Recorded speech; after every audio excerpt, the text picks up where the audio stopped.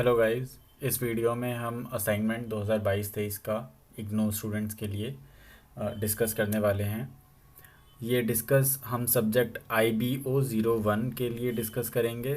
Subject का नाम है इंटरनेशनल बिजनेस एनवायरनमेंट। इस क्वेश्चन में ये जो असाइनमेंट हमें मिला था इसमें 5 क्वेश्चंस है, जिसके सब क्वेश्चंस भी हैं कुछ। और जितने मार्क्स का जो हमें जितने जितने मार्क्स के जो क्वेश्चंस हैं उसके बेसिस पे इसका लेंथ कम या ज़्यादा किया गया है।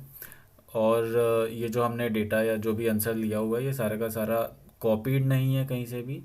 और ये सारे के सारे आपको यूनिक आंसर्स मिलेंगे, चाहे आप बुक से कहीं से कैरी करिए या इवन ट्राई करिए कि मैच करने का, या फिर गूगल से आपको ये आंसर्स नहीं मिलेंगे।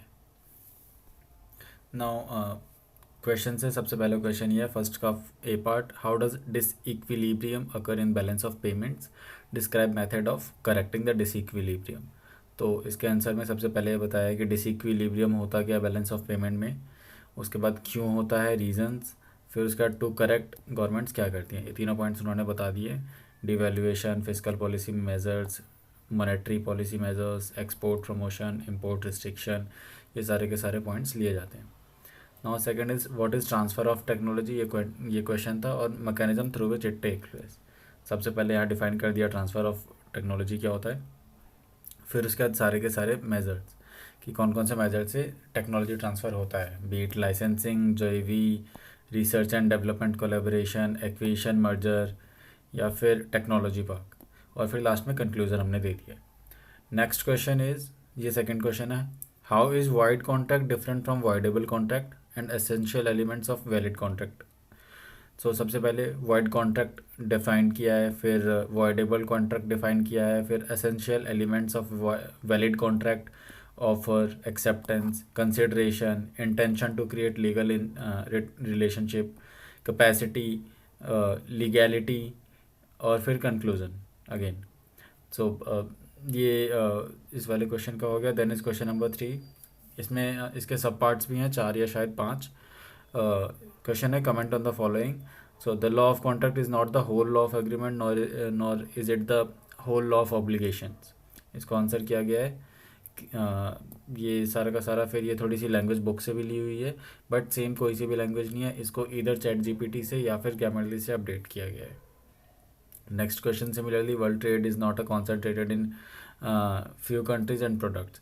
इस पर कमेंट करना था हमें कि पुराने ज़माने में क्या होता था कि नॉट बहुत पुराने, अर्ली 90s में या फिर 2000s में क्या होता था कि मेजरली ऑफ जो प्रोडक्ट्स थे वो कुछ US UK या कुछ और फ्रांस जर्मनी इन कुछ कंट्रीज से आते थे। बट अभी क्या है कि बहुत सारी डेवलपिंग कंट्रीज़ भी अलग अलग चीज़ों के प्रोडक्ट या सर्विसेज में ज़्यादा शेयर रखती है। जस्ट लाइक इंडिया भी निकला है नया नया, वियतनाम बहुत सारे प्रोडक्ट्स में आता है, चाइना है, US ऑफ कोर्स है ही, रशिया है बहुत सारे प्रोडक्ट्स में।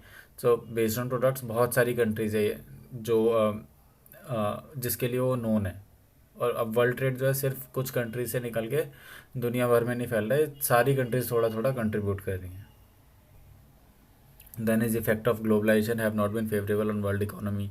इसके इम्पैक्ट हुए हैं, इसके इम्पैक्ट यहाँ पे सारे के सारे वो डिस्कस्ड हैं, और मेनली क्रिटिसिज्म जो कि हमें यहाँ पे बताने थे।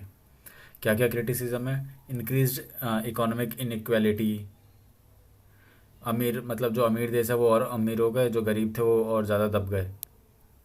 देन इज इसके एनवायरमेंटल इम्पैक्ट यहाँ कंसिडर किए गए हैं। कुछ MNCs हैं जो कि छोटी कंपनियों को बढ़ने ही नहीं देती हैं, ये भी एक इसका मेजर इम्पैक्ट होता है।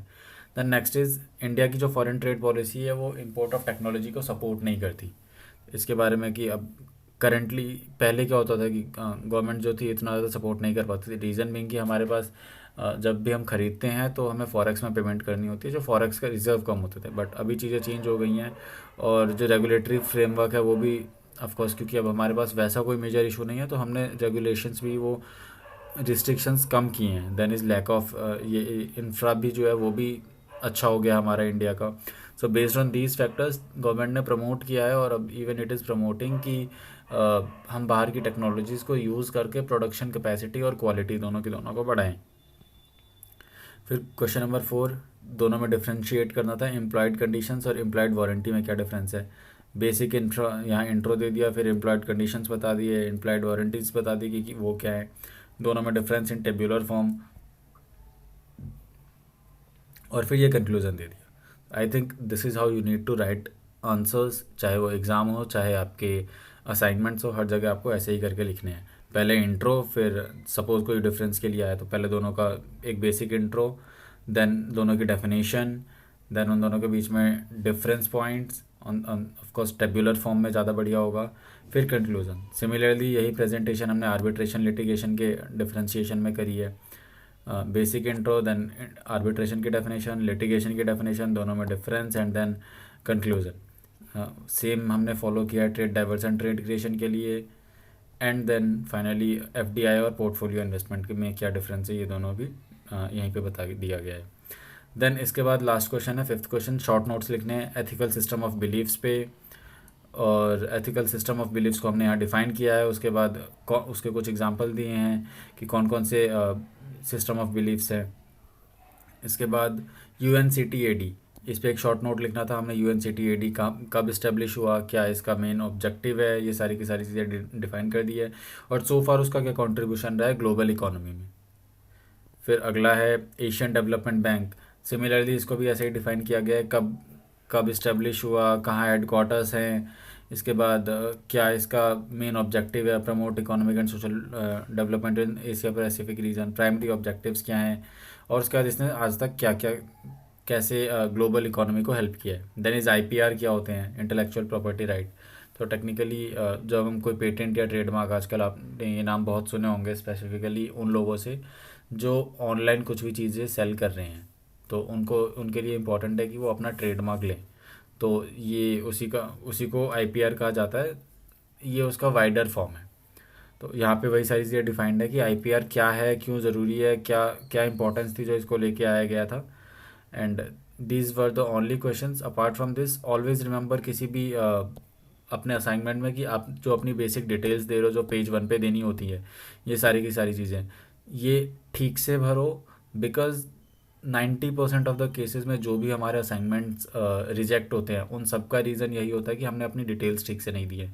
सो नॉट जस्ट वंस, एक बार आप क्रॉस वेरीफाई भी कर लो सबमिट करवाने से पहले कि आपकी सारी डिटेल्स वो ठीक है या नहीं है। आगे मैं एक वीडियो और लेके आऊँगा जिसमें कि मैं बताऊँगा कि कौन से स्पेस में या कहाँ पे क्या क्या चीज़ें आनी हैं और ये डेटा हम कहाँ से ले सकते हैं। Thank you and have a